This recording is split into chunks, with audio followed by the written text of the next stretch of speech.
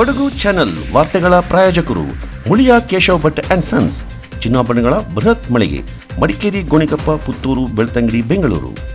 Sharada jewellers, ಕೊಡಗಿನ ಸಾಂಪ್ರದಾಯಿಕ ಆಭರಣಗಳ ಬೃಹತ್ ಮಳಿಗೆ, Aras road, Mysuru. A to Z super market, Vishwamanava double road, Kuvempu Nagar, Mysuru. SLV Promax, corn mix and corn products, Kushalnagar. Prashanth furnitures, ನಿಮ್ಮ ಅಂದದ ಮನೆಗೆ ಚಂದದ ಪೀಠೋಪಕರಣಗಳ ಮಳಿಗೆ, industrial area, Madikeri. Fabins family restaurant, ಬೆಕಾಚಿ resto cafe, always cell tower, ಕೊಯ್ದು ರಸ್ತೆ, ಮಡಿಕೇರಿ. ತಮಿಳುನಾಡಿಗೆ ಕಾವೇರಿ ನೀರು ಹರಿಸೋದನ್ನು ವಿರೋಧಿಸಿ ಕನ್ನಡ ಪರ ಸಂಘಟನೆಗಳು ಕರ್ನಾಟಕ ಬಂದ್ಗೆ ಕರೆ ಕೊಟ್ಟಿದ್ದು, ಕಾವೇರಿಯ ತವರು ಕೊಡಗು ಜಿಲ್ಲೆಯಲ್ಲಿ ಕರ್ನಾಟಕ ಬಂದ್ಗೆ ನೀರಸ ಪ್ರತಿಕ್ರಿಯೆ ವ್ಯಕ್ತಗೊಂಡಿದೆ. ಜಿಲ್ಲೆಯಾದ್ಯಂತ ಎಂದಿನಂತೆ ಖಾಸಗಿ ಹಾಗೂ ಕೆಎಸ್ಆರ್ಟಿಸಿ ಬಸ್ಗಳ ಸಂಚಾರ ಮಾಡಿದ್ದು, ಆಟೋ, ಟ್ಯಾಕ್ಸಿ ಸೇರಿದಂತೆ ಸಾರ್ವಜನಿಕ ಸಾರಿಗೆ ಸೇವೆಗಳನ್ನು ಕೂಡ ನೀಡಿದೆ.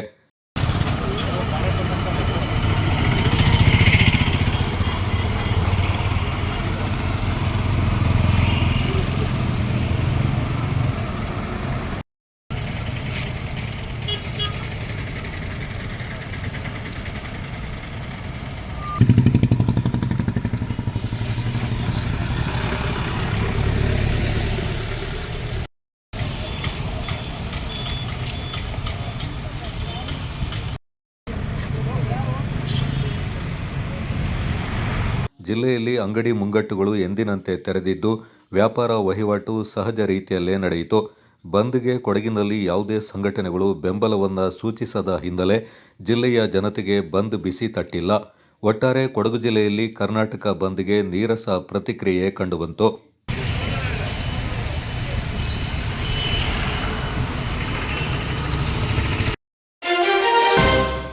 ಕುಶಾಲನಗರ ಪುರಸಭೆಯ ಮುಖ್ಯಾಧಿಕಾರಿಗಳ ಕಾರ್ಯವೈಖರಿಯನ್ನು ಖಂಡಿಸಿ ಕುಶಾಲನಗರ ಬಿಜೆಪಿ ಘಟಕದ ವತಿಯಿಂದ ಪುರಸಭೆಗೆ ಮುತ್ತಿಗೆ ಹಾಕಿ ಪ್ರತಿಭಟಿಸಲಾಯಿತು. ಪುರಸಭೆಯಲ್ಲಿ ಸಾರ್ವಜನಿಕರಿಗೆ ಸೇವೆ ನೀಡುವಲ್ಲಿ ವಿಳಂಬ ಉಂಟಾಗ್ತಾ ಇದೆ. ಬೀದಿ ವ್ಯಾಪಾರಿಗಳಿಗೆ ಅಧಿಕಾರಿಗಳು ಮತ್ತು ಬೀದಿ ವ್ಯಾಪಾರಿ ಸಂಘಗಳ ಪದಾಧಿಕಾರಿಗಳು ಇತರೆ ವ್ಯಾಪಾರಿಗಳಿಗೆ ಕಿರುಕುಳ ನೀಡ್ತಾ ಇದ್ದಾರೆ. ಪ್ರತಿಭಟನಾಕಾರರ ವಿರುದ್ಧ ಪ್ರಕರಣ ದಾಖಲಿಸಿ ಅವರ ಹಕ್ಕುಗಳನ್ನು ಕಸಿದುಕೊಳ್ಳಲಾಗ್ತಾ ಇದೆ ಎಂದು ಆರೋಪಿಸಿ ಪ್ರತಿಭಟನಾಕಾರರು ಧಿಕ್ಕಾರ ಕೂಗಿ ಆಕ್ರೋಶ ವ್ಯಕ್ತಪಡಿಸಿದರು.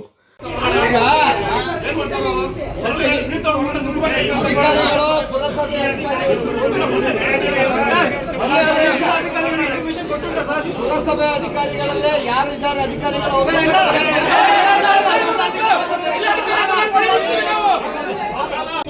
ಏನಿದೆ? ಸಾಮಾನ್ಯ ಜನರು ಈ ಸೊತ್ತು ಮಾಡಕ್ಕೆ ಬಂದ್ರೆ 1 ವರ್ಷ ತಗೋತಾರೆ ಪುರಸಭೆ ಅಧಿಕಾರಿಗಳು. ಅದೇ ಬ್ರೋಕರ್ಗಳು ಬಂದು ಈ ಸೊತ್ತು ಮಾಡಿದ್ರೆ 50 ಫೈಲ್ ಒಂದಿನ ಪಾಸ್ ಆಯ್ತದೆ.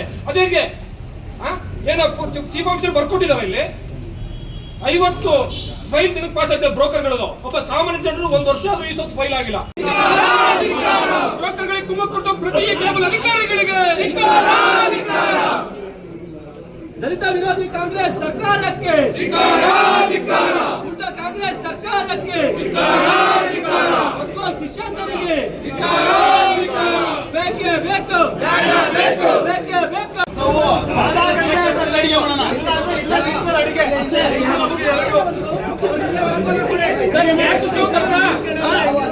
ಬರ್ಲಿಲ್ಲ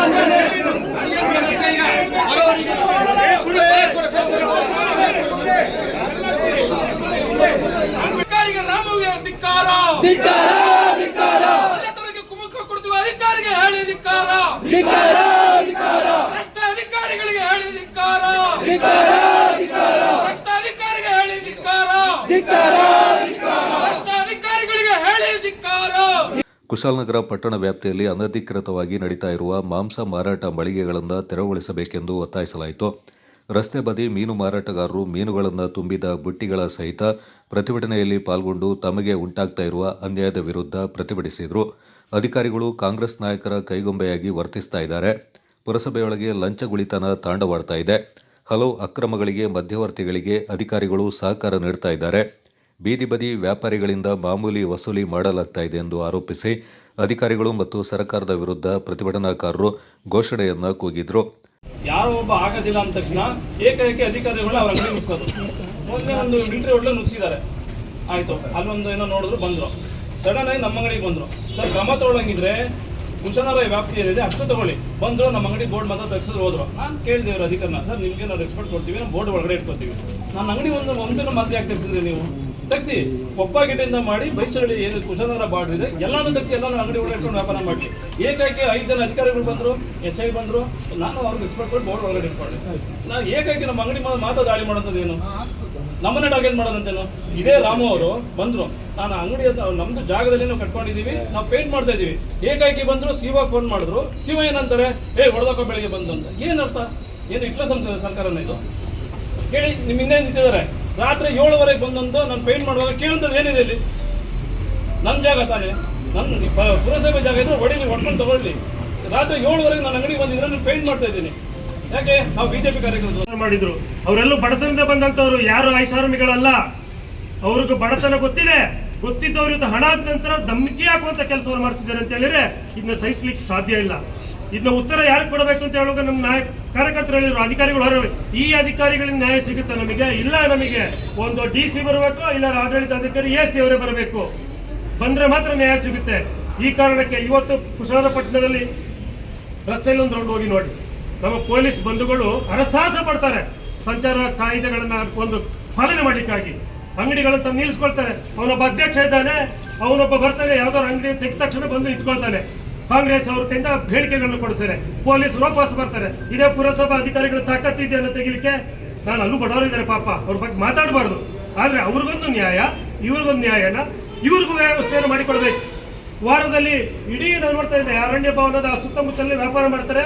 ಜನರಿಗೆ, ಇಡೀ ನಮ್ಮ ಕುಸಾರ ಹೋಬಳಿಯ ಜನರಿಗೆ ಒಳ ಮೀನು ಎಲ್ಲಿ ಸಿಗುತ್ತೆ ಅಂತ ಕೇಳಿದ್ರೆ ಎಲ್ಲಿಂದ ಹೇಳ್ತಾರೆ?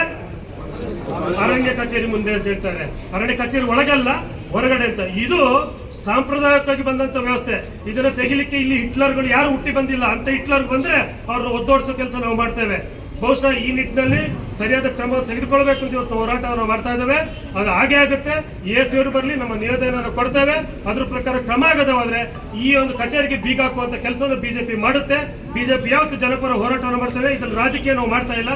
ನಿನ್ನೆ ಈ ನ್ಯಾಯವನ್ನ ಬಂದಂತ ಕಾಂಗ್ರೆಸ್ ದೂರಿ ನೀರು ಕೊಟ್ಟಿದ್ರೆ ನಾವು ಇವತ್ತು ಈ ಬಂದು ಬಾಗಿಲು ನಿಲ್ಲುವಂತ ಅವಶ್ಯಕತೆ ಇರಲಿಲ್ಲ. ನಿನ್ನೆ ಅವರು ಆ ಕೆಲಸವನ್ನು ಮಾಡಬೇಕಾಗಿತ್ತು. ಈ ಒಬ್ಬ ವ್ಯಕ್ತಿಯ ಒಂದು ಆದೇಶದ ಮೇರೆಗೆ ಒಬ್ಬ ವ್ಯಕ್ತಿಯನ್ನು ಓಲೈಸುವ ಕಾರಣಕ್ಕೆ, ಒಂದು ವರ್ಗವನ್ನು ಓಲೈಸುವ ಕಾರಣಕ್ಕೆ ಇಷ್ಟು ಬಡವರನ್ನು ಹೊರಗಾಕುವಂತ ಕೆಲಸ ಮಾಡಲ್ಲ. ಅದನ್ನ ಪ್ರಶ್ನೆ ಮಾಡಲಿಕ್ಕೆ ನಾವು ಮಾತ್ರ ಬಂದಿದ್ದೇವೆ. ಮುಂದಿನ ದಿವಸಗಳಲ್ಲಿ ಈ ಹೋರಾಟ ತೀವ್ರ ಆಗುತ್ತೆ. AC ಬಂದ ನಂತರ ನಾವು ಬಾಕಿ ವಿಷಯಗಳನ್ನು ಮಾತಾಡ್ತೇವೆ. ಇದರಲ್ಲಿ ಏನ್ ಮಾಡೋದು ಸರ್? ಅಲ್ಲಿ ಬೇಡ ಇಲ್ಲಿ ಬೇಡ ಅಂತ ಎಲ್ಲೂ ಹೋಗ್ಬೇಕು. ಆರಂಗಿಲ್ಲೇ ಹುಟ್ಟಿದ್ದು ಬೆಳೆದಿದ್ದು ನಾವು ಸುಮಾರು 50 ನಮ್ಮ ತಂದೆ ಕಾಲದಿಂದ ಇದ್ದೀವಿ. ಸುಮಾರು ಅಷ್ಟು ವರ್ಷದಿಂದ ಇದ್ದೀವಿ. ಯಾರು ಹೇಳುತ್ತಿಲ್ಲ. ಈ ಕಾಂಗ್ರೆಸ್ ಪಕ್ಷ ಬಂದ ತಕ್ಷಣ ಹಿಂಗೆ ಆಗುತ್ತಲ್ಲ, ಯಾಕೆ ಸರ್? ನಾವು ಊಟ ಮಾಡಬಾರ್ದಾ? ನಾವು ಮಕ್ಕಳು ಅದು ಅದನ್ನು ಸಾಕಬಾರ್ದಾ? ಏನು ಮಾಡ್ತೀವಿ? ಇಂಥ ನೀವು ಇಷ್ಟು ಜೀವನ ಎಷ್ಟು ಮಾಡಬೇಕು ಸರ್? ನಾವು ಸಾವಿರಾಗಟ್ಟಲೆ ದುಡಿತೀವ, ಇಲ್ಲ ಒಂದು 500-600 ದುಡಿತೀವಿ ಅಷ್ಟೇ. ತೊಗೊಂಡು ಬೆಳಗಾನ ಮನೆ ವ್ಯಾಪಾರ ಮಾಡಲ್ಲ. ಬೆಳಿಗ್ಗೆ ಒಂದು 9 ಗಂಟೆ ಬಂದರೆ 11 ಗಂಟೆ 12 ಗಂಟೆ ಲಾಸ್ಟ್. ಅಲ್ಲಿ ಹೋದ್ರೆ ಮತ್ತೆ ಬೆಳಿಗ್ಗೆ ಬರ್ತೀವಿ ಅಷ್ಟೇ. ಅದು ಬಿಟ್ಟರೆ ಇನ್ನೂ ಏನಿಲ್ಲ. ಅದನ್ನು ಸರ್ ಒಂದು ಅಂಗಡಿಗೆ 100 ರೂಪಾಯಿಗೆ 5-10 ಜನ ಬರ್ತೀವಿ ಸರ್. ಕೇಳ್ತಾರೆ ಕೊಡ್ತಿದ್ವಿ. ಅವತ್ತು ಮೀನು ಕಮ್ಮಿ ಇತ್ತು ಸರ್. ಕಮ್ಮಿ ಕೊಡೋಕ್ಕಾಗಲ್ಲ ಸರ್ ಅಂತ ಹೇಳುವಾಗ ಎತ್ತರು ಅಂಗಡಿ ಮಾರಬೇಡಿ ಹೋಗಿ ಸರ್. ನಾವು ಏನು ಮಾಡೋದು? ಇದೇ ಕಸಬು ನಮ್ಮದು, ಬೇರೆ ಕೂಲಿ ಬರಲ್ಲ, ಯಾರೇ ಕೆಲಸ ಬರಲ್ಲ, ಏನು ಬರಲ್ಲ. ನಮ್ಮ ತಾತ್ಕಾಲದಿಂದ ಇದೇ ಕೆಲಸ ಮಾಡ್ತಾ ಇದೀವಿ. ಎಲ್ಲಿ ಹೋಗೋದಂದ್ರೆ ನೀವು ಕಳ್ತನ ಮಾಡಿ ಅಂದ್ರೆ ಪೊಲೀಸ್ ಎದುರುಗಡೆನೆ. ಈಗ ಬುದ್ಧಿವಾದ ನೀವು ಹೇಳ್ಬೇಕು, ನೋಡಪ್ಪ ಒಂದು ಹಾಕಿನೇ ಬದುಕೊಳ್ಳಿ ಅಂತ. ನೀವೇ ಇನ್ಸ್ಟಾಲ್ ಮಾಡಿದ್ರೆ ನಾವೆಲ್ಲಿ? ಸ್ಥಳಕ್ಕೆ ಜಿಲ್ಲಾಧಿಕಾರಿಗಳು ಆಗಮಿಸುವಂತೆ ಪಟ್ಟು ಹಿಡಿಯಲಾಯಿತು. ಸ್ಥಳಕ್ಕೆ ಆಗಮಿಸಿದ ಆಡಳಿತಾಧಿಕಾರಿ ನಿತಿನ್ ಚಕ್ಕಿ ಅವರಲ್ಲಿ ಪುರಸಭೆ ಅಧಿಕಾರಿಗಳಿಂದ ತಮಗೆ ಉಂಟಾಗಿರುವ ಅನ್ಯಾಯದ ವಿರುದ್ಧ ಬೆಸ್ತ ಸಮುದಾಯದ ದಿನೇಶ್, ಅವಿನಾಶ್ ಮತ್ತು ಉದ್ಯಮಿ KD ಪ್ರಶಾಂತ್ ಆರೋಪ ವ್ಯಕ್ತಪಡಿಸಿದರು. ನಮ್ಮ ಬೆಸ್ತ ಏನಿದ್ರೆ ಬಹಳ ಸಾಂಪ್ರದಾಯಿಕವಾಗಿ 50 ವರ್ಷಗಳಿಂದ ನಮ್ಮ ಆರಂಗಿ ಇನ್ನಿನ ಮೀನುಗಾರಿಕೆ ಮಾಡಿಕೊಂಡು ಬೆಳಿಗ್ಗೆ ಒಂದು 9 ಗಂಟೆಗೆ ಬಂದು 11-12 ಗಂಟೆವರೆಗೆ ರಸ್ತೆ ಬದಲಿ ಮಾರಾಟ ಮಾಡಿ ವಾಪಸ್ ಹೋಗೋದು. ನಿನ್ನೆ ಪುರಸಭೆಯ ಕೆಲವು ಅಧಿಕಾರಿಗಳು ಯಾರೋ ಒಬ್ಬ ಅಂಗಡಿ ಮಳಿಗೆಯನ್ನು ಅನಧಿಕೃತ ತಗೊಂಡು ವ್ಯಾಪಾರ ಮಾಡುವಂಥ ಯಾರೋ ಒಬ್ಬ ವ್ಯಕ್ತಿಯ ಹೇಳಿಕೆ ಮೇರೆಗೆ ಇವರು ಅವರೆಲ್ಲ ಅಂಗಡಿಗಳನ್ನು ಅಲ್ಲಿ ಒಕ್ಕಲೆಬ್ಬಿಸುವಂಥ ಕೆಲಸವನ್ನು ಮಾಡಿದ್ದಾರೆ. ಇವರೆಲ್ಲ ಈ ಕೂಡಮಂಗ್ಳೂರು ಗ್ರಾಮ ಪಂಚಾಯತ್ ಸಂಬಂಧಪಟ್ಟು ನಮ್ಮ ಭಾಸ್ಕರ್ ನಾಯ್ಕ ನಮ್ಮಲ್ಲಿ ಮಾಜಿ ಅಧ್ಯಕ್ಷರಿದ್ದಾರೆ. ಅವ್ರ ಹತ್ರ ಹೇಳಿದಾಗ ಅವ್ರು ನ್ಯಾಯ ಕೇಳಲಿಕ್ಕೆ ಬಂದಾಗ ಉಡಾಫೆ ಉತ್ತರಗಳನ್ನು ಕೊಟ್ಟಿರಲಿಲ್ಲ ಅಧಿಕಾರಿಗಳು. ಆಗ ಎಲ್ಲಿ ಮಾರಬೇಕು ಅಂತ ಕೇಳುವಾಗ ಅವರು ಹೋಗಿ ಕಳ್ತನ ಮಾಡಿ ಅಂತೇಳಿ ಒಂದು ಅಸಡ್ಡೆಯ ಮಾತನ್ನು ಸಹ ಆಡಿದ್ದಾರೆ. ಆಗ ಇವರೇನು ಮಾಡಿದ್ದಾರೆ ಅಂತೇಳಿ ಒಂದು ಪ್ರಜಾಪ್ರಭುತ್ವ ವ್ಯವಸ್ಥೆಯಲ್ಲಿ ಪ್ರತಿಭಟನೆ ಮಾಡಲಿಕ್ಕೆ ಎಲ್ಲರಿಗೂ ಹಕ್ಕಿದೆ. ಒಂದು 5 ನಿಮಿಷ ಈ ಮೀನನ್ನು ಅಲ್ಲಿ ಇಟ್ಟು ವ್ಯಾಪಾರ ಮಾಡತಕ್ಕಂಥ ಒಂದು ಇಲ್ಲೇ ಮಾಡಬೇಕಾ ನಾವು ಅನ್ನೋದು ಮಾಡಿದ್ದಾರೆ. ತತ್ಕ್ಷಣಕ್ಕೆ ಇವ್ರು ಚೇಲಗಳೆಲ್ಲ ಕರೆಸಿ ಇವರೆಲ್ಲ ಓಡಿಸುವಂಥ ಕೆಲಸವನ್ನು ಮಾಡಿ ಒಂದು ಸುಳ್ಳು ಮೊಕದ್ದಮೆಯನ್ನು ಅಧಿಕಾರಿ ಕೊಟ್ಟು ಆ ಅಧಿಕಾರಿ ಇಲ್ಲಿ ಇರಲೇ ಇಲ್ಲ, ಯಾರು ಹೇಳಿದ ಹೇಳಿಕೆಯನ್ನು ಇಟ್ಕೊಂಡು ಆ ಒಂದು ಸುಳ್ಳು ಮೊಕದ್ದಮೆಯನ್ನು ಕೊಟ್ಟು ಇವತ್ತು ಅವ್ರ ಮೇಲೆ ಕೇಸನ್ನು ಮಾಡೋದು ಮಾಡಿದ್ದಾರೆ. ಮೊದಲಿಗೆ ಆ ಕೇಸನ್ನು ವಾಪಸ್ ತೆಗೆಸುವಂಥ ಕೆಲಸ ಆಗಿದೆ. ಜೊತೆಗೆ ಈ ಬೆಸ್ತರಿದ್ದಾರೆ ನೋಡಿ ಸರ್, ಇವ್ರ ಮುಖ ನೋಡಿ, ಇವರೇನು ವ್ಯಾಪಾರ ಮಾಡಿ ದುಡ್ಡು ಮಾಡಿ ಕೋಟಿಗಟ್ಟಲೆ ಮನೆಯನ್ನು ಕಟ್ಟಿಲ್ಲ. ಇವರು ಹೇಗೆ ಜೀವನ ಮಾಡ್ತಿದ್ದಾರೆ ಅಂತ ಹೋಗಿ ಆರಂಗಿ ಹಿಂದಿನಲ್ಲಿ ಹೋಗಿ ನೋಡ್ಬೇಕು ಪಾಪ. ಇವ್ರನ್ನ ವ್ಯಾಪಾರವೇ ಮೂಲ ಕಸುಬು ಅವ್ರದ್ದು ಬೆಸ್ತರದು, ಅದನ್ನು ಹಿಡಿಯುವಂಥದ್ದು ಮಾರುವಂಥದ್ದು, ಅದರಲ್ಲಿ ದಿವಸವನ್ನು ಕಳೆಯುವಂಥದ್ದು ಕೆಲಸವನ್ನು ಮಾಡ್ತಾ ಇದ್ದಾರೆ. ಇವ್ರಿಗೆ ಎಲ್ಲಿ ಇವರು ಅಕಾಮಿಡೇಷನ್ ಮಾಡ್ತಾರೆ? ನಾವು ನೋಡಿದಾಗೆ ನಾವೆಲ್ಲರೂ ಒಳ್ಳೆ ಮೀನು ಬೇಕು ಅಂತ ಕೇಳುವಾಗ ಇಷ್ಟು ಜನರಲ್ಲಿ ಒಳ್ಳೆ ಮೀನು ಎಲ್ಲಪ್ಪ ಸಿಗುತ್ತೆ? ಅರಣ್ಯ ಸುತ್ತಮುತ್ತ ಸಿಗುತ್ತದೆ. ಇದು ಬಹಳ ವರ್ಷಗಳಿಂದ ನಮ್ಮ ಎಲ್ಲ ಇಲಾಖೆಯವರು ನೋಡುವಂಥದ್ದು. ಅಲ್ಲಿಂದ ಎಬ್ಸಿದ್ರೆ ಹೇಗೆ? ಸರಿ ಬಿಡಿ, ಪಟ್ಟಣ ಪಂಚಾಯತ್ ಬೆಳೆದಿದೆ, ಪುರಸಭೆ ಆಗಿದೆ, ಓಡಾಡಲಿಕ್ಕೆ ಕಷ್ಟ ಆಗುತ್ತೆ, ಸರಿ.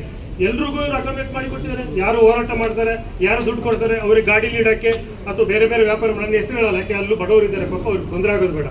ಅವರಿಗೆಲ್ಲ ಆಯಾಕಟ್ಟು ಜಾಗದಲ್ಲಿ ಎಲ್ಲಿ ವ್ಯಾಪಾರ ಜಾಸ್ತಿ ಆಗುತ್ತೋ ಆ ಜಾಗದಲ್ಲಿ ಹಾಕ್ಲಿಕ್ಕೆ ಅವಕಾಶ ಕೊಟ್ಟಿದ್ದಾರೆ. ಇವ್ರನ್ನ ಕಡೆಗಣಿಸಿ ಇವ್ರು ಯಾರು ಕೇಳಲ್ವ ಅಂತಾರ ಅಥವಾ ಇವರು ಓಟು ತಪ್ಪ ನಿಮಗೆಲ್ಲ ಆರಂಗಿಲ್ಲ ಆಗ್ತಿದ್ದಾರೆ ಪುಣ್ಯಕ್ಕೆ. ನಮಗೂ ಗೊತ್ತಿಲ್ಲ, ನಾವು ಓಟುಗೋಸ್ಕರ ಬಂದಿಲ್ಲ, ಬಡವರು ಅಂತೇಳಿ ಬಂದಿದ್ದೀವಿ ಪಾಪ. ಆಗ ಇವರು ಈ ದೇಶದ ಮತದಾರಲ್ವ, ಇವರೊಂದು ಕಾಯಕಲ್ಪ ಮಾಡ್ಬೇಕಾರೆ, ಇವ್ರೊಂದು ಕೊಡ್ಬೇಕಲ್ಲ. ಅಧಿಕಾರಿ ವರ್ಗ ಈ ಕೆಲಸ ಪಾಪ AC ಅವರು ನೀವು ಈ ಕೆಲಸಕ್ಕೋಸ್ಕರ ಅಲ್ಲಿಂದ ಬರಬೇಕಾ? ಜಿಲ್ಲಾಡಳಿತದವರು ಇವರೇ ಮಾಡಬೇಕಾದ ಕೆಲಸ ತಾನೇ ಇವರು. ಇದನ್ನ ಮಾಡೋದ ಕಾರಣಕ್ಕೆ ನಾವು ಪ್ರತಿಭಟನೆ ಮಾಡಿದ್ದೀವಿ ಸರ್. ಅದ್ರ ಜೊತೆಗೆ ನಮ್ಮ ಅಷ್ಟೊಂದು ನಿವೇದನೆಗಳಿದೆ. ಈ ಕಟ್ಟಡದ ಕಾಮಗಾರಿ ನಾವು ವೀಕ್ಷಣೆ ಮಾಡಬೇಕು, ಕಳಪಾಗಿರುವಂಥದ್ದು. ಇದರ ಒಳಗೆ ಕೆಲವು ಅಧಿಕಾರಿಗಳು ಎಲ್ಲರೂ ತನಿಖೆ ಮಾಡೋ ಜವಾಬ್ದಾರಿ ನಿಮಗಿದೆ, ಬಿಟ್ಟು ನಾವು ಮಾಡ್ತೀರಿ. ಬಹುಶಃ ಇದೇ ರೀತಿ ಹೋದ್ರೆ ನಾವು ಪುರಸಭೆ ಖುಷಿ ಪಟ್ವಿ. ಕುಶಾಲನಗರ ಇವತ್ತು ಬೆಳೆದಿದೆ, ಒಂದು ಒಳ್ಳೆ ವಾತಾವರಣ ನಿರ್ಮಾಣ ಮಾಡಿ ಪುರಸಭೆ ಆಡಳಿತದ ವ್ಯವಸ್ಥೆಗಳು ಆಗುತ್ತೆ ಅಂತ ನಾವು ಅಂದ್ಕೊಂಡ್ವಿ. ಆದ್ರೆ ಇವತ್ತು ಸುಳ್ಳಾಗ್ತಾ ಇದೆ. ಇದು ವಸೂಲಿತ ಕೇಂದ್ರ ಅಂತೇಳಿ ಇಡೀ ಜನವಲಯ ಮಾತಾಡ್ತಿದೆ. ಇದನ್ನ ನಾನು ನನ್ನ ಹತ್ರ ಯಾರು ಕೇಳಿಲ್ಲ, ಆದರೆ ಜನವಲಯ ಮಾತಾಡುವಂಥದ್ದು ವಸೂಲಾತಿ ಕೇಂದ್ರ ಆಗ್ತಾ ಇದೆ. ಬ್ರೋಕರ್ಗಳ ಹಾವಳಿ ಇಲ್ಲಾಗಿದೆ. ಇವತ್ತು ನಮ್ಮ ಮುಂದೆ ಹೇಳ್ಬಾರ್ದು, ಆದ್ರೂ ಹೇಳ್ತಾನೆ. ಇವತ್ತು ಸರ್ಕಾರ ಬದಲಾದಾಗ ಮಾನಸಿಕತೆ ಬದಲಾಗಿದೆ ಇಲ್ಲಿ ಆಡಳಿತ ಅಧಿಕಾರಿಗಳದ್ದು. ಏನು ಮಾಡಿದ್ರು ನಡೀತೆ ಅಂತಾಗಿದೆ. ಅದಕ್ಕೆ ಕುಮ್ಮ ಕೊಡ್ತಾರೆ, ಜನರು ಅವ್ರ ಜೊತೆಗಿದ್ದಾರೆ. ಹಾಗಾಗಿ ತಾವು ಅಧಿಕಾರಿ ಇರುವ ಕಾರಣಕ್ಕೆ ಸರ್ ಇದನ್ನೆಲ್ಲವರು ಪರಿಶೀಲನೆ ಮಾಡಿ ಅವ್ರ ಮೇಲೆ ಕ್ರಮ ಕೈಗೊಳ್ಳುವುದು ನಮ್ಮ ಆಗ್ರಹ.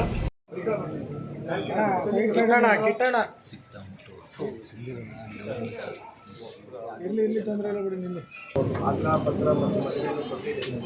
ನಿಮ್ಮ ಎಲ್ಲ ಹೇಳಿಕೆಯನ್ನು ನಾವು ಕೇಳಿಸ್ಕೊಂಡು ಶಾಂತಿಯುತಿಯಾಗಿ ತಾವೆಲ್ಲರೂ ಕೂಡ ಬಂದಿದ್ದೀರಿ. ಇದರ ಜೊತೆಗೆ ನಾವು ಏನು ಮನವಿ ಕೊಟ್ಟಿದೆ ಇದನ್ನು ಸೂಕ್ತವಾಗಿ ಪರಿಶೀಲನೆ ನಡೆಸಿ ಇದು ತನಿಖೆ ನಡೆಸಿ ಒಂದು ವರದಿಯನ್ನು ಕೊಡಿದಲ್ಲಿ ಮುಂದಿನ ಕ್ರಮಕ್ಕೆ ಈ ಸಂದರ್ಭ ಜಿಲ್ಲಾ ಬಿಜೆಪಿ ಮಾಜಿ ಅಧ್ಯಕ್ಷ ಬಿಬಿ ಭಾರತೇಶ್, ನಗರ ಬಿಜೆಪಿ ಅಧ್ಯಕ್ಷ ಎಂಎಂ ಚರಣ್, ಪ್ರಧಾನ ಕಾರ್ಯದರ್ಶಿ ಎಚ್ಎಂ ಮಧುಸೂದನ್, ಮಂಡಲ ಬಿಜೆಪಿ ಅಧ್ಯಕ್ಷ ಗೌತಮ್ ಮತ್ತಿತರ ಮುಖಂಡರು ಪಾಲ್ಗೊಂಡಿದ್ದರು. ವಿರಾಜಪೇಟೆ ನಗರದಲ್ಲಿ ಚುಕ್ಕೆ ಜಿಂಕೆ ಪ್ರತ್ಯಕ್ಷಗೊಂಡಿದೆ. ವಿರಾಜಪೇಟೆ ಗೋಣಿಕೊಪ್ಪ ಮುಖ್ಯ ರಸ್ತೆಯ ಸೆರಿನಿಟಿ ಹಾಲ್ ಹಿಂಭಾಗದ ಕಮರ್ಷಿಯಲ್ ಕಟ್ಟಡದ ನಡುವೆ ಬೆಳಗಿನ ಜಾವ ಕಂಡುಬಂದಿದೆ. ಬಾಕುಟ ಅಭಯಾರಣ್ಯದಿಂದ ಆಹಾರ ಅರಸಿಕೊಂಡು ಬಂದು ಇಲ್ಲಿ ಸಿಕ್ಕಿ ಹಾಕಿಕೊಂಡಿತ್ತು. ಇದನ್ನು ಕಂಡ ಕಮರ್ಷಿಯಲ್ ಕಟ್ಟಡದ ಕಾವಲುಗಾರ ತಕ್ಷಣ ವಿರಾಜಪೇಟೆ ಪೊಲೀಸ್ ವೃತ್ತ ನಿರೀಕ್ಷಕರಾದ ಅನೂಪ್ ಮಾದಪ್ಪ ಅವರಿಗೆ ಕರೆ ಮಾಡಿ ಜಿಂಕೆ ಕಂಡಿರುವ ಬಗ್ಗೆ ಮಾಹಿತಿಯನ್ನು ನೀಡಿದರು. ತಕ್ಷಣ ವಿರಾಜಪೇಟೆ ನಗರ ಪೊಲೀಸ್ ಠಾಣೆ ಅಧಿಕಾರಿಗಳು ಸ್ಥಳಕ್ಕೆ ಭೇಟಿ ನೀಡಿ ಅರಣ್ಯ ಇಲಾಖೆಯ ಗಮನಕ್ಕೆ ತಂದ ಹಿನ್ನೆಲೆ ಅರಣ್ಯ ಇಲಾಖೆ ವತಿಯಿಂದ ಕಾರ್ಯಾಚರಣೆ ನಡೆಸಿ ಜಿಂಕೆಯನ್ನು ಸೆರೆಹಿಡಿದು ಬಾಕುಟದ ಅರಣ್ಯಕ್ಕೆ ಬಿಟ್ಟು ಬಂದಿದ್ದಾರೆ.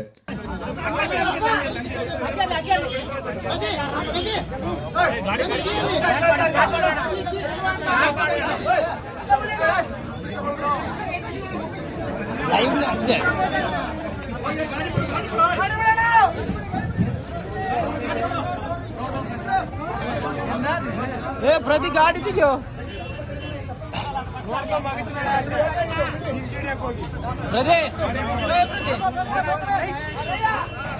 ಆರ್ಲಿ ಬಿಡ್ರ ಮೆಲ್ಲೆ ಮೆಲ್ಲೆ ಮೆಲ್ಲೆ.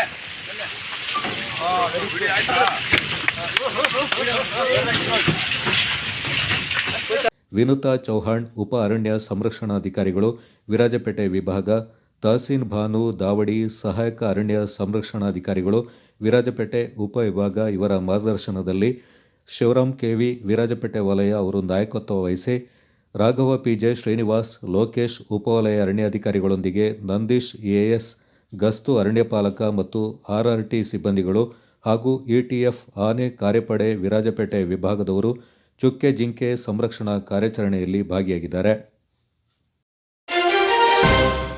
ಅನೈತಿಕ ಸಂಬಂಧ ಹಿನ್ನೆಲೆಯಲ್ಲಿ 4 ವರ್ಷ ಪ್ರಾಯದ ಮಗುವನ್ನು ಕಗ್ಗೊಲೆ ಮಾಡಿರುವ ಘಟನೆ ವಿರಾಜಪೇಟೆಯ ಚಿಕ್ಕಪೇಟೆಯ ಲೈನ್ ಮನೆಯಲ್ಲಿ ನಡೆದಿದೆ. ನಾದಿನಿ ಸುಚಿತ್ರಾ ಅವರ ಚರಣ್ ಎಂಬ ಬಾಲಕನನ್ನ ಕೈಯಿಂದ ಹೊಡೆದು ಕೊಲೆ ಮಾಡಲಾಗಿದ್ದು, ಕಳೆದ 2 ತಿಂಗಳಿನಿಂದ ಪತ್ನಿ ಮತ್ತು ಆಕೆಯ ಸಹೋದರಿ ಮಗುವಿನ ಜೊತೆಗೆ ಒಂದೇ ಮನೆಯಲ್ಲಿ ವಾಸ ಮಾಡಿಕೊಂಡಿದ್ರು ಅಂತ ತಿಳಿದುಬಂದಿದೆ. ನಾದಿನಿಯ ಮೇಲೆ ಬಲಾತ್ಕಾರ ಮತ್ತು ಮಗುವಿನ ಕೊಲೆ ಪ್ರಕರಣದಲ್ಲಿ ಪ್ರತಾಪ್ನ ವಿರುದ್ಧ ವಿರಾಜಪೇಟೆ ನಗರ ಪೊಲೀಸರು ಪ್ರಕರಣ ದಾಖಲು ಮಾಡಿದ್ದು, ಆರೋಪಿ ಪ್ರತಾಪ್ನನ್ನು ಬಂಧಿಸಿ ಮುಂದಿನ ಕ್ರಮವನ್ನು ಕೈಗೊಂಡಿದ್ದಾರೆ. ಘಟನಾ ಸ್ಥಳಕ್ಕೆ ಪೊಲೀಸ್ ವರಿಷ್ಠಾಧಿಕಾರಿ ಬಿಂದುಮಣಿ, ಪೊಲೀಸ್ ವೃತ್ತ ನಿರೀಕ್ಷಕ ಅನೂಪ್ ಮಾದಪ್ಪ, ಗ್ರಾಮಾಂತರ ಠಾಣೆ ಅಧಿಕಾರಿ ಜಯನ್ ಲತಾ, ನಗರ ಠಾಣೆಯ ಕಾವೇರಪ್ಪ ಸೇರಿದಂತೆ ಅನೇಕ ಪೊಲೀಸರು ಆಗಮಿಸಿದ್ರು. ವಿರಾಜಪೇಟೆ ನಗರ ಪೊಲೀಸ್ ಠಾಣೆ ವ್ಯಾಪ್ತಿಯಲ್ಲಿ ಚಿಕ್ಕಪೇಟೆ ಜಾಗ ಇರುವಂತಹ ಲೈನ್ ಮನೆಯಲ್ಲಿ ಒಂದು 4 ವರ್ಷದ ಮಗುವಿನ ಡೆತ್ ಆಗಿದೆ ಎನ್ನುವ ಇಂಟಿಮೇಷನ್ ನಮಗೆ ಬರ್ತದೆ. ಅದಕ್ಕೆ ಸಂಬಂಧಪಟ್ಟಂತೆ ಅಲ್ಲಿಯೇ ಆ ಲೈನ್ ಮನೆಯಲ್ಲೇ ವಾಸವಿರುವಂತಹ ಒಬ್ಬ ಆರೋಪಿ ಪ್ರತಾಪ್ ಅನ್ನೋನು ಮಾಡಿರ್ತಾನೆ ಎಂಬ ನಮಗೆ ಮಾಹಿತಿ ಬಂದ ಮೇರೆಗೆ ವಿರಾಜಪೇಟೆ ನಗರ ಪೊಲೀಸ್ ಠಾಣೆಯಲ್ಲಿ ಒಂದು FIR ನಾವು ದಾಖಲು ಮಾಡಿದ್ವಿ. ಇದಕ್ಕೆ ಸಂಬಂಧಪಟ್ಟಂತೆ ವೈದ್ಯಕೀಯ ಪರೀಕ್ಷೆ ಹಾಗೆ ಇದು ಆರೋಪಿನ ದಸ್ತಗಿರಿ ಮಾಡುವಂತಹ ಒಂದು ಪ್ರೊಸೀಜರ್ ನಾವಿನ್ನು ಮಾಡ್ತಿದ್ದೀವಿ. ಮುಂದೆ ಏನೇನು ಕ್ರಮ ತಗೊಳ್ತೀವಿ ಅನ್ನೋದನ್ನು ಪ್ರೊಸೀಜರ್ ಮಾಡಾದ್ಮೇಲೆ ನಿಮಗೆ ತಿಳಿಸ್ಕೊಡ್ತೀವಿ. ನಮಗೆ ಅಟ್ ಪ್ರೆಸೆಂಟು ಒಂದು FIR ದಾಖಲಾಗಿದೆ. ವೈದ್ಯಕೀಯ ಪರೀಕ್ಷೆ ಹಾಗೂ ದಸ್ತಗಿರಿ ಮಾಡುವಂತಹ ಒಂದು ಪ್ರೊಸೀಜರ್ ಏನಿದೆ ಅದನ್ನು ನಾವಿನ್ನು ಮಾಡ್ತಾ ಇದ್ದೀವಿ. ಯಾವ ಕಾರಣಕ್ಕೆ ನಡೆದಿದೆ ಅಂತ ಗೊತ್ತಿಲ್ಲ. ಎಲ್ಲರೂ ಒಂದೇ ಕುಟುಂಬದವರು ಆಗಿದ್ದರು ಅಂತ ಇಲ್ಲಿ ನೀಡಿದಂತಹ ಕಂಪ್ಲೇಂಟ್ ಹಾಗೂ ಆರೋಪಿ ಒಂದೇ ಕುಟುಂಬದವರು. ಅವರ ಮಧ್ಯೆ ಒಂದು ಅನೈತಿಕ ಸಂಬಂಧ ಇತ್ತು. ಅದಕ್ಕೆ ಸಂಬಂಧಪಟ್ಟಂತೆ ಜಗಳ ಆಯಿತು. ಆ ಒಂದು ಜಗಳದಲ್ಲಿ ಮಗುವಿಗೆ ಗಾಯ ಆಗಿ ಮಗು ಸಾವನ್ನಪ್ಪಿದೆ ಅನ್ನುವ ಮಾಹಿತಿ ನಮಗೆ ಪ್ರಥಮವಾಗಿ ಸಿಕ್ಕಿರುವಂಥದ್ದು. ಯಾವಾಗ ನಡೆದ ಘಟನೆ? ಯಾವಾಗ ನಡೆದಿದ್ದು? ಇದು ನಮಗೆ 12ನೇ ತಾರೀಕು ಬೆಳಿಗ್ಗೆ ಗೊತ್ತಾಗುತ್ತೆ. ಬೆಳಗಿನ ಜಾವ ನಡೆದಿರಬಹುದು ಅನ್ನೋದು ನಮಗೆ ಬಂದಂಥ ಮಾಹಿತಿ.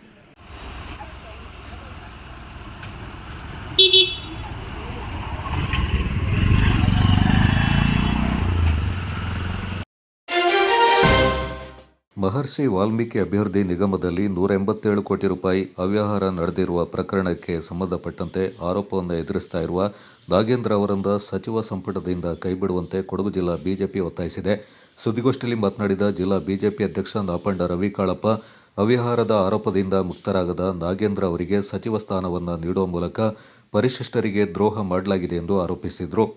ಕೊಡಗಿನ ರೈತರು ಹಾಗೂ ಗ್ರಾಮಸ್ಥರ ಜೀವನಕ್ಕೆ ಮಾರಕವಾಗಿರುವ ಕಸ್ತೂರಿ ರಂಗನ್ ವರದಿ ವಿರುದ್ಧ ಪಕ್ಷಾತೀತವಾಗಿ ಒಗ್ಗಟ್ಟಿನ ಹೋರಾಟಕ್ಕೆ ಬಿಜೆಪಿ ಸಿದ್ಧವಿದೆ ಎಂದು ರವಿ ಕಾಳಪ್ಪ ಸ್ಪಷ್ಟಪಡಿಸಿದರು. ವಿಧಾನ ಪರಿಷತ್ನ ಮಾಜಿ ಸದಸ್ಯ ಎಂಪಿ ಸುನಿಲ್ ಸುಬ್ರಹ್ಮಣಿ ಮಾತನಾಡಿ, ಅವ್ಯವಹಾರದ ಆರೋಪದಡಿ ತನಿಖೆ ಎದುರಿಸ್ತಾ ಇರುವವರಿಗೆ ಸಚಿವ ಸ್ಥಾನ ನೀಡಿರುವುದನ್ನು ಸಹಿಸಲು ಸಾಧ್ಯವಿಲ್ಲ. ಮುಖ್ಯಮಂತ್ರಿಗಳು ದಕ್ಷತೆಯಿಂದ ಕಾರ್ಯನಿರ್ವಹಿಸಿದರೆ ಮಾತ್ರ ನಮ್ಮ ಬೆಂಬಲವಿದೆ ಎಂದರು. ಗೋಷ್ಠಿಯಲ್ಲಿ ಬಿಜೆಪಿ ಪ್ರಧಾನ ಕಾರ್ಯದರ್ಶಿ ಮಹೇಶ್ ಜೈನಿ, ವಕ್ತಾರ ಬಿಕೆ ಅರುಣ್ ಕುಮಾರ್ ಹಾಗೂ ಮಾಧ್ಯಮ ವಕ್ತಾರ ಶಜೀಲ್ ಕೃಷ್ಣನ್ ಪಾಲ್ಗೊಂಡಿದ್ದರು. ತಮಿಳುನಾಡಿಗೆ ಕಾವೇರಿ ನೀರು ಹರಿಸುವುದನ್ನು ವಿರೋಧಿಸಿ ಕನ್ನಡಪರ ಸಂಘಟನೆಗಳು ಕರೆ ನೀಡಿರುವ ಕರ್ನಾಟಕ ಬಂದ್ಗೆ ಕೊಡಗು ಬಾರ್ ಅಸೋಸಿಯೇಷನ್ ಸಂಪೂರ್ಣ ಬೆಂಬಲ ಘೋಷಿಸಿದೆ. ಮಡಿಕೇರಿಯಲ್ಲಿ ಕೋರ್ಟ್ ಕಲಾಪಗಳನ್ನು ಬಹಿಷ್ಕಾರ ಮಾಡಿದ ವಕೀಲರು ನ್ಯಾಯಾಲಯದ ಆವರಣದಲ್ಲಿ ಪ್ರತಿಭಟನೆ ನಡೆಸಿ ರಾಜ್ಯ ಸರ್ಕಾರದ ವಿರುದ್ಧ ಆಕ್ರೋಶ ವ್ಯಕ್ತಪಡಿಸಿದರು.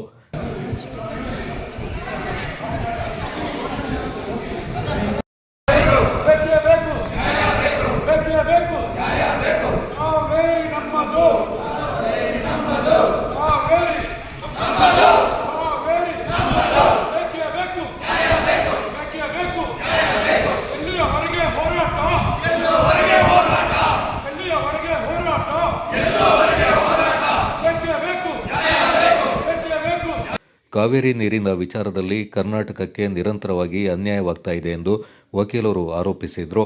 ರಾಜ್ಯದ ಹಲವು ಭಾಗಗಳಲ್ಲೇ ನೀರಿನ ಸಮಸ್ಯೆ ಎದುರಾಗಿರುವಾಗ ತಮಿಳುನಾಡಿಗೆ ನೀರು ಹರಿಸುವುದು ಸರಿಯಲ್ಲ. ನಮಗೆ ನೀರಿನ ಕೊರತೆ ಎದುರಾಗಿರುವ ಸಂದರ್ಭದಲ್ಲಿ ತಮಿಳುನಾಡಿಗೆ ನೀರು ಹೇಗೆ ನೀಡಲು ಸಾಧ್ಯ ಎಂಬ ಪ್ರಶ್ನೆಯಿಂದ ಸರ್ಕಾರ ಹಾಗೂ ಕಾವೇರಿ ನೀರು ನಿರ್ವಹಣಾ ಸಮಿತಿ ಅರ್ಥ ಮಾಡಿಕೊಳ್ಳಬೇಕೆಂದು ಒತ್ತಾಯಿಸಿದರು. ಕಾವೇರಿ ವಿಚಾರದಲ್ಲಿ ರಾಜ್ಯದ ಹಿತ ಕಾಪಾಡಲು ಸರ್ಕಾರ ದೃಢ ನಿರ್ಧಾರವನ್ನು ಕೈಗೊಳ್ಳಬೇಕೆಂದು ಮಡಿಕೇರಿಯಲ್ಲಿ ವಕೀಲರ ಸಂಘದ ಪ್ರಮುಖರು ಒತ್ತಾಯಿಸಿದರು. ಕಾವೇರಿ ನೀರಿನ ಒಂದು ವಿಚಾರದಲ್ಲಿ ಏನೊಂದು ಪ್ರತಿ ಬಾರಿ ಈ ತಮಿಳುನಾಡು ಸರ್ಕಾರದಿಂದ ಕರ್ನಾಟಕಕ್ಕೆ ಅನ್ಯಾಯವಾಗ್ತಾ ಇದೆ, ಅದು ಟ್ರಿಬ್ಯುನಲ್ ಇರ್ಬೋದು, ಟ್ರಿಬ್ಯುನಲ್ನ ಆದೇಶಗಳಿರ್ಬೋದು ಅಥವಾ ಬೇರೆ ವಿಚಾರ ಇರ್ಬೋದು. ಇವತ್ತು ಇಡೀ ಕರ್ನಾಟಕದಲ್ಲಿ ಕನ್ನಡ ಪರ ಸಂಘಟನೆಗಳು ಕರ್ನಾಟಕ ಬಂದನ್ನು ಕರೆದಿದ್ದಾರೆ. ಇದಕ್ಕೆ ಸಂಬಂಧಪಟ್ಟಾಗೆ ನಮ್ಮ ವಕೀಲ ಬಾಂಧವರು ಮಂಡ್ಯ, ಮೈಸೂರು ಮತ್ತು ಬೇರೆ ಬೇರೆ ಜಿಲ್ಲೆಗಳಲ್ಲಿ ನ್ಯಾಯಾಲಯದ ಕಲಾಪದಿಂದ ಹೊರಗುಳಿದು ನ್ಯಾಯಾಲಯದ ಕಲಾಪಗಳನ್ನು ಬಹಿಷ್ಕರಿಸಿ ಹೋರಾಟದಲ್ಲಿ ಭಾಗವಹಿಸ್ತಾರೆ. ಹಾಗೆ ಇವತ್ತು ನಾವು ಮಡಿಕೇರಿ ವಕೀಲರ ಸಂಘದ ಸರ್ವ ಸದಸ್ಯರು ಈ ಒಂದು ಕಾವೇರಿ ಹೋರಾಟದಲ್ಲಿ ಭಾಗಿಯಾಗಿ ನಮ್ಮ ಇವತ್ತಿನ ಎಲ್ಲ ನ್ಯಾಯಾಲಯದ ಕಲಾಪಗಳನ್ನು ಬಹಿಷ್ಕರಿಸಿ ಈ ಹೋರಾಟದೊಂದಿಗೆ ನಾವು ಕೈ ಜೋಡಿಸ್ತಾ ಇದ್ದೀವಿ. ಹಾಗೆ ಈ ಕಾವೇರಿ ಹೋರಾಟ ಸಕ್ಸಸ್ ಆಗಲಿ ಅಂತ ಹೇಳುವಂಥದ್ದು ನಮ್ಮ ಮಡಿಕೇರಿ ವಕೀಲರ ಸಂಘದ ಆಶಯ. Thank you. ದೇಶ ವಿಭಜನೆಯ ಕರಾಳ ಇತಿಹಾಸ ಮರೆಯದಿರಿ, ಅಖಂಡ ಭಾರತದ ಸಂಕಲ್ಪವನ್ನು ಮತ್ತೊಮ್ಮೆ ಎತ್ತಿ ಹಿಡಿಯುವ ಅಗತ್ಯವಿದೆ ಎಂದು ಸುಳ್ಯದ ಸಾಮಾಜಿಕ ಕಾರ್ಯಕರ್ತ ನವೀನ್ ಸುಬ್ರಹ್ಮಣ್ಯ ಹೇಳಿದರು. ಹಿಂದೂ ಜಾಗರಣ ವೇದಿಕೆ ವಿರಾಜಪೇಟೆ ಘಟಕದ ವತಿಯಿಂದ ಮಹಿಳಾ ಸಮಾಜದಲ್ಲಿ ಹಮ್ಮಿಕೊಳ್ಳಲಾಗಿದ್ದ ಅಖಂಡ ಭಾರತ ಸಂಕಲ್ಪ ದಿನದ ಅಂಗವಾಗಿ ನಡೆದ ಸಭಾ ಕಾರ್ಯಕ್ರಮದಲ್ಲಿ ದೇಶದ ಇತಿಹಾಸ ಮತ್ತು ಸಾಂಸ್ಕೃತಿಕ ಪ್ರಜ್ಞೆಯ ಕುರಿತು ಮಾತನಾಡಿದ ಅವರು, ದೇಶ ವಿಭಜನೆಯ ಕರಾಳ ಇತಿಹಾಸವನ್ನು ವಿವರಿಸಿ ನೂರಾರು ವರ್ಷಗಳಿಂದ ಪರಕೀಯರ ದಾಳಿಗೆ ತುತ್ತಾಗಿ ಛಿದ್ರಗೊಂಡ ಭವ್ಯ ಭಾರತವನ್ನು ಮತ್ತೆ ಜೋಡಿಸುವ ಚಿಂತನೆ ಪ್ರತಿಯೊಬ್ಬರಲ್ಲೂ ಮೂಡಬೇಕೆಂದು ಕರೆ ನೀಡಿದರು.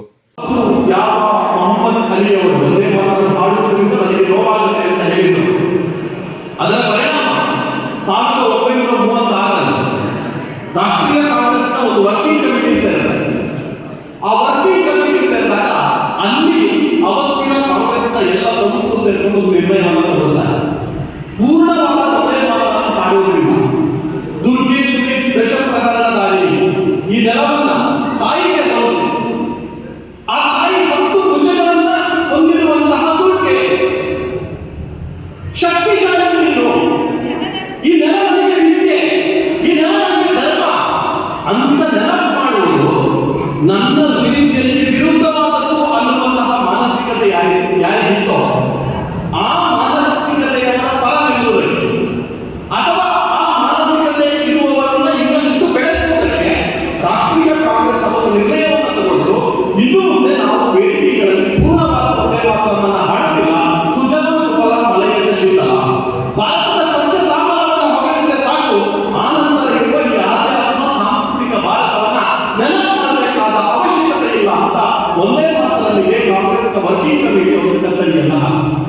ಅಕ್ಷರಶಃ ಅವತ್ತಿನಿಂದ ಇವತ್ತಿನ ತನಕ ಭಾರತವನ್ನು ವಿಭಜಿಸುವಂತಹ, ಭಾರತವನ್ನು ತುಂಡಾಗಿಸುವಂತಹ, ಸಾಂಸ್ಕೃತಿಕ ಚಿಹ್ನೆಗಳನ್ನ, ಸಾಂಸ್ಕೃತಿಕ ಸಂಕಲ್ಪಗಳನ್ನ ಇಲ್ಲದಾಗಿಸುವಂತಹ, ರಿಲಿಜಿಯನ್ನ ಏಕಸ್ವಾಮ್ಯವನ್ನ ಉತ್ತೇಜಿಸುವಂತಹ ಕಾಂಗ್ರೆಸ್ನ ನಡವಳಿಕೆಯ ಹೆಜ್ಜೆಗಳು ಅಲ್ಲಿಂದ ಪ್ರಾರಂಭ. ಅದು ಕಾಕಿನಾಡಿನಿಂದ ಪ್ರಾರಂಭವಾಗಿ ಇವತ್ತು ಕಾಸರಗೋಡಿನ ತನಕವೂ ಸಹ ಭಾರತವನ್ನು ಚಿತ್ರವಾಗಿಸುವುದಕ್ಕೆ, ಭಾರತವನ್ನು ವಿಭಜಿಸುವುದಕ್ಕೆ, ಭಾರತದ ರಾಷ್ಟ್ರೀಯತೆ ಅನ್ನುವುದೇನಿದೆ, ಭಾರತದ ಸಾಂಸ್ಕೃತಿಕ ಏಕತೆ ಅನ್ನುವುದೇನಿದೆ ಅದನ್ನು ಕುಂಟರಿಸುವುದಕ್ಕೆ ನಿತ್ಯ ನಿರಂತರವಾಗಿ ಕೆಲಸ ಮಾಡ್ತಾ ಇದೆ ಅನ್ನೋದು ಇತಿಹಾಸ ನಮಗೆ ಮೇಲೆ ಕಟ್ಟಿಕೊಟ್ಟಿರುವಂತಹ ಸತ್ಯ. ಡಾಕ್ಟರ್ ಮಾತಂಡ ಆರ್ ಅಯ್ಯಪ್ಪ ಮಾತನಾಡಿ, ಸ್ವಾತಂತ್ರ್ಯ ಬಳಿಕ ಭಾರತ ವಿಜ್ಞಾನ, ತಂತ್ರಜ್ಞಾನ ಮತ್ತು ಆರ್ಥಿಕತೆಯಲ್ಲಿ ಮುನ್ನಡೆದಿದೆ. ಆದರೆ ಯುವ ಪೀಳಿಗೆಯ ಕೆಲವರು ಪ್ರತಿಭಟನೆಯ ಹೆಸರಲ್ಲಿ ಹೊಸ ಸಮಸ್ಯೆಗಳನ್ನು ಸೃಷ್ಟಿ ಮಾಡಿ ಭವಿಷ್ಯಕ್ಕೆ ಕಪ್ಪು ಚುಕ್ಕೆ ತರುತ್ತಿರುವುದು ವಿಷಾದಕರವೆಂದರು. ಜಿಲ್ಲಾ ಕಾರ್ಯಕಾರಿಣಿ ಸದಸ್ಯ ಸುನಿಲ್ ಮಾದಾಪುರ ಅಖಂಡ ಭಾರತ ಸಂಕಲ್ಪ ಮಂತ್ರವನ್ನು ಪಠಿಸಿದರು.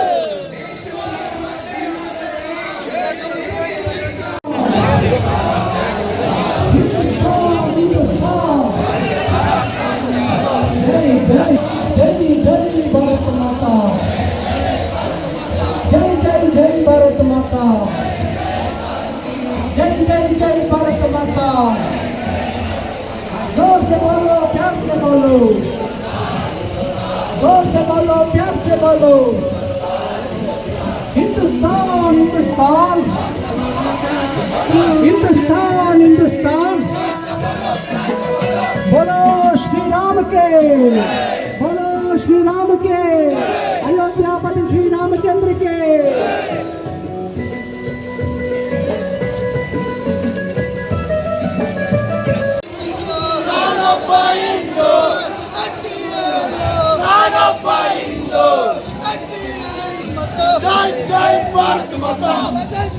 ಡಿಸ್ಪ್ಲೇನ ಕಾಣ್ತಾ ಇಲ್ಲ, ಎಲ್ಲ ನಿನ್ನೆ ಕಾಣ್ತಾ ಇಲ್ಲಿ.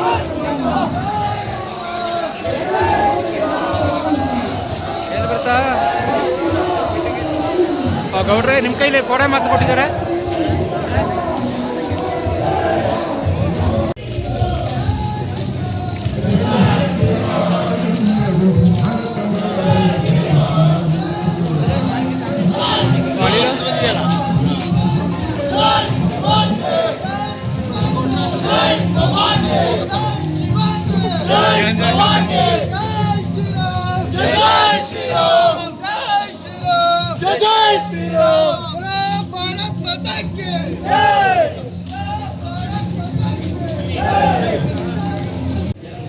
ರಸ್ತೆಯ ಬಲಬದಿಯಲ್ಲಿರುವಂತ ಹಿಂದೂ ಕಾರ್ಯಕರ್ತರು ದಯವಿಟ್ಟು ಎಡಭಾಗದಲ್ಲಿರುವಂತಹ ಮೆರವಣಿಗೆಯಲ್ಲಿ ಬಂದು ಸೇರತಕ್ಕದೆಂದು ಹಿಂದೂ ಜಾಗರಣ ವೇದಿಕೆ ವಿರಾಜಪೇಟೆ ತಾಲೂಕು ಸಮಿತಿ ವಿನಂತಿ ಮಾಡಿಕೊಳ್ಳುತ್ತದೆ. ದಯವಿಟ್ಟು ರಸ್ತೆಯ ಬಲಭಾಗದಲ್ಲಿರುವಂತಹ ಮೆರವಣಿಗೆಯಲ್ಲಿ ಭಾಗವಹಿಸಲು ತಯಾರಾಗಿರುವಂತಹ प्यार से बोलो हिंदुस्तान हिंदुस्तान हिंदुस्तान हिंदू का हिंदुस्तान हिंदुस्तान नई भारत माता की बोलो भारत माता की अखंड भारत प्रजा संकल्प यात्रा की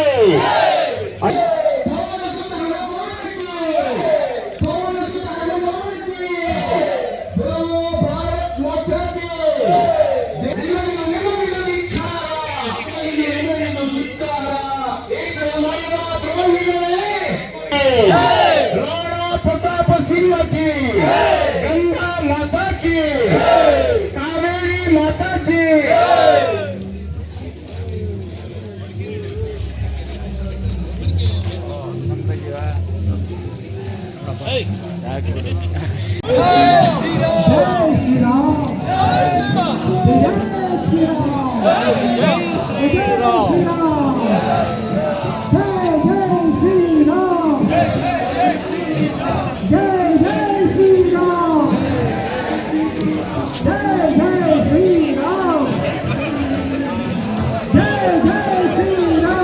ಪಾಪ ಭಗತ್, ನೀನೇ ಕಾಣ್ತಾ ಇರೋದು ಎಲ್ಲದಲ್ಲಿ.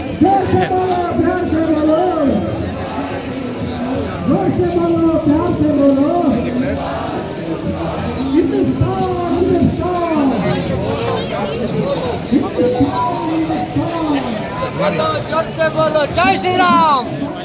ಕಾರ್ಯಕ್ರಮದಲ್ಲಿ ಜಿಲ್ಲಾ ಸಂಯೋಜಕ ಯೋಗೇಶ್ ಬಿಟ್ಟಂಗಾಲ, ತಾಲೂಕು ಸಂಯೋಜಕ ಬಿಬಿ ಸಜೀವ ಮತ್ತಿತರ ಪ್ರಮುಖರು ಪಾಲ್ಗೊಂಡಿದ್ದರು. ಜೀವನದಿ ಕಾವೇರಿಯ ಉಗಮಸ್ಥಾನ ತಲಕಾವೇರಿ ಭಾಗದ ತ್ರಿವೇಣಿ ಸಂಗಮದ ಭಾಗಮಂಡಲ ಕ್ಷೇತ್ರದಲ್ಲಿ ಬಾತೆ ಕಾವೇರಿಗೆ ಬಾಗಿನ ಅರ್ಪಿಸುವ ಪುಲಿಂಕಾನ ಉತ್ಸವ ಶ್ರದ್ಧಾಭಕ್ತಿಯಿಂದ ಜರುಗಿತು. ಭಾಗಮಂಡಲದ ಶ್ರೀ ಭಗಂಡೇಶ್ವರ ದೇವಾಲಯದ ಮಹಾಗಣಪತಿ, ಮಹಾವಿಷ್ಣು, ಸುಬ್ರಹ್ಮಣ್ಯ ಹಾಗೂ ಭಗಂಡೇಶ್ವರ ದೇವರಿಗೆ ವಿಶೇಷ ಪೂಜೆಯನ್ನು ಸಲ್ಲಿಸಲಾಯಿತು. ನಂತರ ಶ್ರೀ ಭಗಂಡೇಶ್ವರ ದೇವಾಲಯದ ಸುತ್ತ ಪ್ರದಕ್ಷಿಣೆ ಬಂದು ವಾದ್ಯಗೋಷ್ಠಿಗಳೊಂದಿಗೆ ಕಾವೇರಿ, ಸುಜ್ಯೋತಿ ಹಾಗೂ ಕಂದಿಕೆ ನದಿಗಳ ತ್ರಿವೇಣಿ ಸಂಗಮಕ್ಕೆ ಬರಲಾಯಿತು. ನದಿಗೆ ವಿಶೇಷ ಪೂಜೆ ಸಲ್ಲಿಸಿ ಬಾಳೆ ದಿಂಡಿನಿಂದ ತಯಾರು ಮಾಡಿದ ಸುಮಂಗಲಿ ಮಂಟಪವನ್ನು ವಿಸರ್ಜನೆ ಮಾಡಲಾಯಿತು. ಪ್ರತಿ ವರ್ಷ ಭೀಮನ ಅಮಾವಾಸ್ಯದಂದು ಪುಲಿಂಕಾನ ಉತ್ಸವವನ್ನು ಆಚರಿಸಿ ತ್ರಿವೇಣಿ ಸಂಗಮದಲ್ಲಿ ತಾಯಿ ಕಾವೇರಿಗೆ ಬಾಗಿನ ಅರ್ಪಿಸುವ ಪದ್ಧತಿಯನ್ನು ಬಹಳ ಹಿಂದಿನಿಂದಲೂ ಆಚರಿಸಿಕೊಂಡು ಬರಲಾಗ್ತಾ ಇದೆ.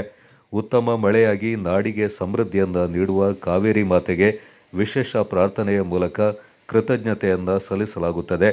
ಪುಲಿಂಕಾನ ಉತ್ಸವದಲ್ಲಿ ತಲಕಾವೇರಿ ದೇವಾಲಯದ ತಕ್ಕ ಮುಖ್ಯಸ್ಥ ಕೋಡಿ ಮೋಟಯ್ಯ, ಭಗಂಡೇಶ್ವರ ದೇವಾಲಯದ ತಕ್ಕ ಮುಖ್ಯಸ್ಥ ಬಲ್ಲಡ್ಕ ಅಪ್ಪಾಜಿ, ಭಗಂಡೇಶ್ವರ ದೇವಾಲಯದ ಪ್ರಧಾನ ಅರ್ಚಕರು ಹಾಗೂ ಗ್ರಾಮಸ್ಥರು ಪಾಲ್ಗೊಂಡಿದ್ದರು. ಕೊಡವ ಮಕ್ಕಳಕೂಟದ 126ನೇ ಪುಸ್ತಕ ಹಿರಿಯ ಪತ್ರಕರ್ತ ಎಂ ಶ್ರೀಧರ್ ಹೂವಲ್ಲಿ ರಚಿತ ಕಥಾಂಜಲಿ ಪುಸ್ತಕ ಬಿಡುಗಡೆ ಸಮಾರಂಭ ಆಗಸ್ಟ್ 16ರಂದು ಮಡಿಕೇರಿಯಲ್ಲಿ ನಡೆಯಲಿದೆ. ಕೊಡವ ಮಕ್ಕಳಕೂಟದ ಅಧ್ಯಕ್ಷ ಬೊಳ್ಳಜಿರ ಬಿ ಅಯ್ಯಪ್ಪ ಅವರ ಅಧ್ಯಕ್ಷತೆಯಲ್ಲಿ ನಗರದ ಪತ್ರಿಕಾ ಭವನದಲ್ಲಿ ಬೆಳಿಗ್ಗೆ 10 ಗಂಟೆಗೆ ನಡೆಯುವ ಕಾರ್ಯಕ್ರಮದಲ್ಲಿ ಮಾಜಿ ಸಚಿವರಾದ ಅಡಗೂರು ಎಚ್ ವಿಶ್ವನಾಥ್ ಅವರು ಕಥಾಂಜಲಿ ಪುಸ್ತಕವನ್ನು ಬಿಡುಗಡೆ ಮಾಡಲಿದ್ದಾರೆ. ಮುಖ್ಯ ಅತಿಥಿಗಳಾಗಿ ಕೊಡಗು ಜಿಲ್ಲಾ ಕನ್ನಡ ಸಾಹಿತ್ಯ ಪರಿಷತ್ನ ಅಧ್ಯಕ್ಷರಾದ ಎಂಪಿ ಕೇಶವ ಕಾಮತ್, ಸಮಾಜ ಸೇವಕರಾದ ಕೆಎಂ ಗಣೇಶ್, ಆಯಲಪಂಡ ಪುಷ್ಪ ಪೂಣಚ್ಚ, ದಮಯಂತಿ ಪೊನ್ನಪ್ಪ ಹಾಗೂ ಕಥಾಂಜಲಿ ಪುಸ್ತಕದ ಬರಹಗಾರ ಎಂ ಶ್ರೀಧರ್ ಹೂವಲ್ಲಿ ಅವರು ಹಾಜರಿರುತ್ತಾರೆ. ಕಥಾಂಜಲಿ ಎಂ ಶ್ರೀಧರ್ ಹೂವಲ್ಲಿ ಅವರು ರಚನೆ ಮಾಡಿರುವ 2ನೇ ಕೃತಿಯಾಗಿದ್ದು, ಇದರಲ್ಲಿ ಒಟ್ಟು 11 ಕಥೆಗಳಿವೆ. ಸಾಮಾಜಿಕ ಮತ್ತು ಸಾಂಸಾರಿಕ ಕಥಾವಸ್ತು ಅಡಕಗೊಂಡಿದೆ. ಪಶ್ಚಿಮ ಘಟ್ಟಗಳ ಸಂರಕ್ಷಣೆಯ ಡಾಕ್ಟರ್ ಕಸ್ತೂರಿ ರಂಗನ್ ವರದಿಯನ್ನು ವಿರೋಧಿಸಿ ಕುಂದಚೇರಿ ಮತ್ತು ಕೋಪಟ್ಟಿ ಗ್ರಾಮ ವ್ಯಾಪ್ತಿಯ 2,000ಕ್ಕೂ ಅಧಿಕ ಮಂದಿ ವೈಯಕ್ತಿಕವಾಗಿ ಹಾಗೂ ವಿವಿಧ ಸಂಘ ಸಂಸ್ಥೆಗಳ ಪರವಾಗಿ ಆಕ್ಷೇಪಣೆಗಳನ್ನು ಸಲ್ಲಿಸಿದ್ದಾರೆ ಅಂತ ಚೆಟ್ಟಿಮಾನಿ ಕಸ್ತೂರಿ ರಂಗನ್ ವಿರೋಧಿ ಹೋರಾಟ ಸಮಿತಿ ತಿಳಿಸಿದೆ. ನಗರದಲ್ಲಿ ಸುದ್ದಿಗೋಷ್ಠಿಯಲ್ಲಿ ಮಾತನಾಡಿದ ಸಮಿತಿಯ ಪ್ರಮುಖ ಹಾಗೂ ಕುಂದಚೇರಿ ಪಂಚಾಯತ್ನ ಮಾಜಿ ಉಪಾಧ್ಯಕ್ಷ ಕೆಯು ಹ್ಯಾರಿಸ್, ಕೇಂದ್ರ ಸರ್ಕಾರ ಇತ್ತೀಚೆಗೆ ಕಸ್ತೂರಿ ರಂಗನ್ ವರದಿಯ 7ನೇ ಕರಡು ಅಧಿಸೂಚನೆಯನ್ನು ಹೊರಡಿಸಿದೆ.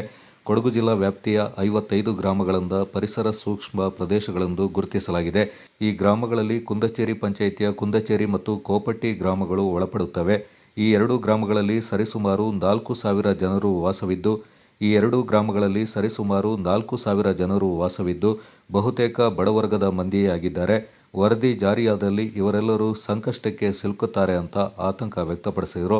ಕುಂದಚೇರಿ ಪಂಚಾಯತ್ನ ಮಾಜಿ ಅಧ್ಯಕ್ಷ ಪಡನೋಳನ ಬಿ ದಿನೇಶ್, ಚೆಟ್ಟಿಮಾನಿ ಕೃಷಿ ಪತ್ತಿನ ಸಹಕಾರ ಸಂಘದ ಸದಸ್ಯ ಕೆದಂಬಾಡಿ ಎಸ್ ಕೀರ್ತಿಕುಮಾರ್, ಕುಂದಚೇರಿ ಚೆಟ್ಟಿಮಾನಿ ಕೃಷಿ ಪತ್ತಿನ ಸಹಕಾರ ಸಂಘದ ಸದಸ್ಯ ಪ್ರಸನ್ನ ಕುಮಾರ್ ಕೆ, ಸಮಿತಿಯ ಪ್ರಮುಖರಾದ ಕೋಡಿ ಹಂಸ ಹಾಗೂ ಕೀರ್ತಿ ಉತ್ತಪ್ಪ ಸುದ್ದಿಗೋಷ್ಠಿಯಲ್ಲಿ ಪಾಲ್ಗೊಂಡಿದ್ದರು.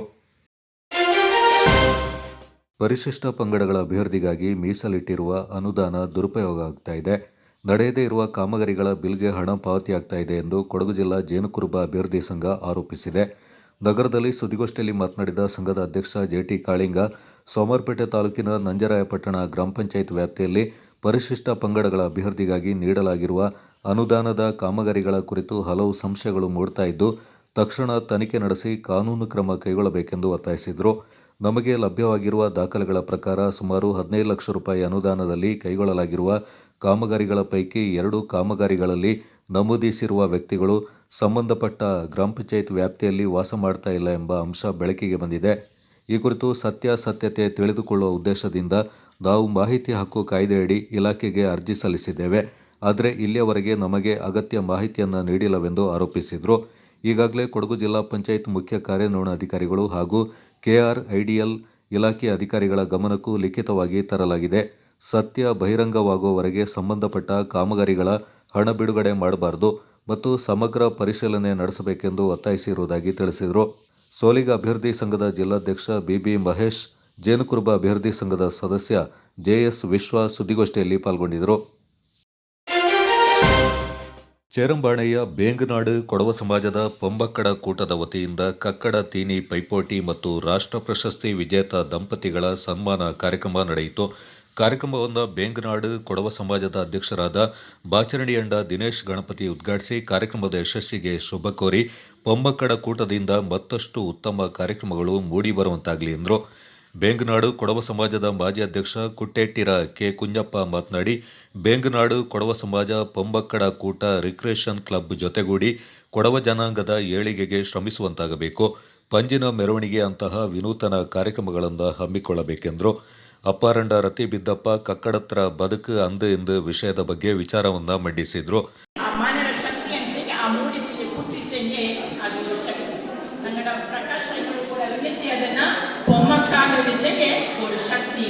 ಮನೆಯ ಶಕ್ತಿ ಅದಲು ನಂಗಡ ಕೊಡವ ಜನಾಂಗದಲ್ಲಿ ಕೊಡವಡಾಲಿ ಅನ್ನಕ್ಕೆ ಪೊಮ್ಮಕ್ಕೂ ಭಾರಿ ಗೌರವವನ್ನು ಕೊಡ್ಬೋದು. ಅದು ಬೇರೆ ಜನಾಂಗದಲ್ಲೂ ನಂಗೆ ಇಚ್ಚ ಗೌರವವನ್ನು ಪೊಮ್ಮಕ್ಕ ಕೊಡ್ಬೋದು ನನ್ನ ಕಾಮನೆ ಅದಕ್ಕೆ ಕೊಡ ಇಂಜಾಯ್ಕ ಪೊಂಬಕ್ಕಡ ಕೂಟದಿಂದ ತೀನಿನವೇ ಮಾಡಿ ನೋಡಿರ ಬೇರೆದು ನಾವು ಖುಷಿ ಅಂತ ಕೊಡದ್ರು ಸುಮಾರು ಎಲ್ಲ ನಾಡ್ಲು ಪೊಂಬಕ್ಕಡ ಕೂಟ ಅದೊಂದು ಹಾಡಿಟ್ಟು ಸುಮಾರು ಕಾರ್ಯಕ್ರಮ ಆಯ್ಡುಂಡು. ಅಂದರೆ ನಿಂಗಡ ದಿವಸ ಮಿಂಜಕ್ಕೆ ತುಂಬ ಕಾರ್ಯಕ್ರಮ ಆಡು ಕೊಣ್ಣನೆಲ್ಲ ಕೂಡಿ ಕಾರ್ಯಕ್ರಮ ಮಾಡಿ ಇದನ್ನ ಎಂತ ಮನುಷ್ಯಂಗೆ ಈಗ ನೋಡ್ತಾನೆಗೆ ನಿಂಗೆ ತೀರ್ಣವೆ ಮಾಡಿ ತೊಡಿರ ನಾಳೆ ಆಟ ಪಾಠ ಇದ್ದೀನಿ ನಂಗಡ ಕೊಡವಣ ಕಲ್ಚರ್ ನಂಗಡ ಬಂದಿದೆ ನಿಲ್ಲೊಮ್ಮ ತಾಯೇ ಬಂದಿದೆ ನಿಲ್ಲೊಮ್ಮ. ಚಲನಚಿತ್ರ ರಂಗದಲ್ಲಿ ರಾಷ್ಟ್ರ ಪ್ರಶಸ್ತಿಯಿಂದ ಪಡ್ಕೊಂಡ ಚಿತ್ರ ನಿರ್ಮಾಪಕ ನಿರ್ದೇಶಕ ದಂಪತಿ ಕೊಟ್ಟುಕತ್ತೀರ ಪ್ರಕಾಶ್ ಕಾರ್ಯಪ್ಪ ಮತ್ತು ಕೊಟ್ಟುಕತ್ತೀರ ಯಶೋಧ ಪ್ರಕಾಶ್ ಅವರನ್ನು ಸನ್ಮಾನಿಸಲಾಯಿತು. ಕಾರ್ಯಕ್ರಮದ ಅಧ್ಯಕ್ಷತೆ ವಹಿಸಿದ್ದ ಬೇಂಗನಾಡು ಕೊಡವ ಸಮಾಜದ ಪೊಮ್ಮಕ್ಕಡ ಕೂಟದ ಅಧ್ಯಕ್ಷೆ ಬಡ್ಡೀರ ನಳಿನಿ ಮಾತನಾಡಿ, ಕಕ್ಕಡ ತೀನಿ ಎನ್ನುವುದು ಕೇವಲ ಆಹಾರ ಪದ್ಧತಿ ಮಾತ್ರವಲ್ಲ, ಕೊಡವ ಜನಾಂಗದ ಸಂಸ್ಕೃತಿಯ ಒಂದು ಭಾಗವಾಗಿದೆ ಎಂದರು. ಕಾರ್ಯಕ್ರಮದಲ್ಲಿ ಕೊಡವ ಸಮಾಜದ ಮತ್ತು ಪೊಮ್ಮಕ್ಕಡ ಕೂಟದ ಪದಾಧಿಕಾರಿಗಳು ಹಾಗೂ ಸದಸ್ಯರು ಪಾಲ್ಗೊಂಡಿದ್ದರು. Kodagu channel news Duggala Sadananda Napoklu.